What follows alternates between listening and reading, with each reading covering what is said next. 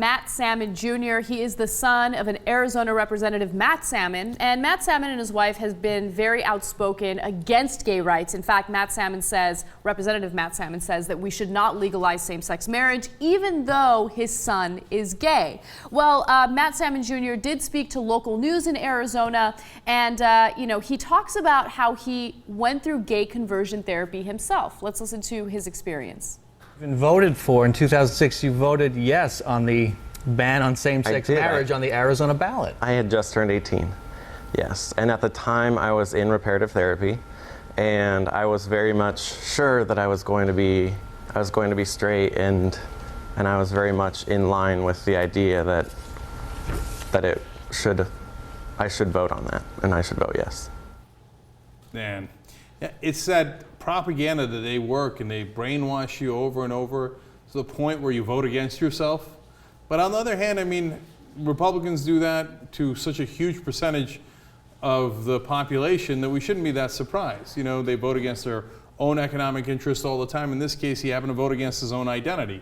But at least he snapped out of it, so great credit to him. We live in a crazy world where we shame people for natural behavior, something that is totally fine. We shouldn't shame people for it. And at the same time, we have like religious leaders within the Catholic Church, for instance, that are doing the really perverted things, that are actually going out there and molesting kids and sexually assaulting kids. Like, we're having a conversation about whether or not two consenting adults can get married. That's what we're having a conversation about. Is that what we're having a conversation about? It's ridiculous. Is that what we're talking about? When you look at the grand scheme of things, we live in a strange world. I mean, we shouldn't even be discussing this anymore. I think it should be a done deal. Gay marriage, legal. Legal. Anna has declared it. Okay, so on Matt Salmon Jr., look, man, I really feel for the kid. I mean, he says, look, you don't get my dad, and he's trying, and he's from an old mindset, and he's such a sweet kid. He said, look, it took me 20 years to get beyond that mindset. My dad has only known that I'm gay for, a short period of time, and it's taking him longer. You know, Rob Portman's son came out a long time ago, and Rob Portman, the senator from Ohio, has had longer time to adjust, right? And so he's given his dad every break in the world. And as a father, I feel like, I hope my son is that kind to me.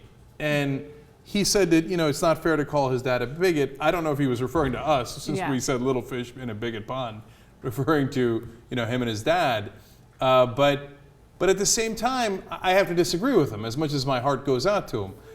Look, your dad's got to do better than that, man. I mean, it's not enough to say, and he was... He wants his father's approval so badly. In fact, during the interview, he was asked whether or not his parents would attend his marriage if his wedding if gay marriage was legalized. And he says the following: "I hope they do. I'm not going to lay that burden on them, but I hope they do."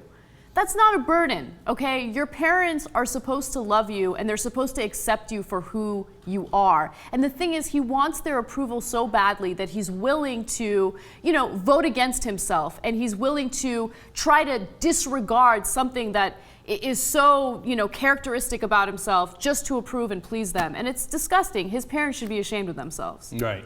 Now, of course, that was in the past, and luckily he's gotten past all the reparative therapy nonsense and voting against himself, et cetera. And so, I think you have a right to expect a little bit better from your parents. But again, I don't want to be overly judgmental of their family relationship, and I hope they're fine. And look, I get it. I to this day, I seek approval from my dad. And, And so I understand that urge.